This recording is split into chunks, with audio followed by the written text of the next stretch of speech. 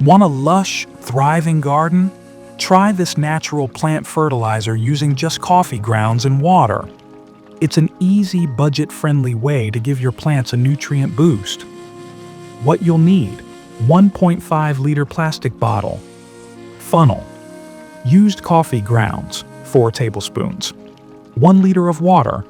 How to prepare? Step 1. Mix it up. Fill the bottle with 1 liter of water. Using a funnel, add 4 tablespoons of used coffee grounds.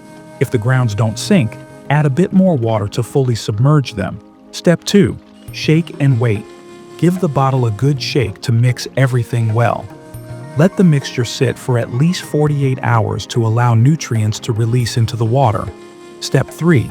Feed your plants. After 2 days, use the nutrient-rich water to water your plants. This natural fertilizer helps nourish the soil and supports healthy plant growth. Important note: while coffee grounds are great for most plants, avoid using this mix on plants that prefer less acidic soil, such as broccoli, radishes, tomatoes, and sunflowers. It may alter the soil pH in a way that's not ideal for them. Try this easy fertilizer and watch your plants thrive.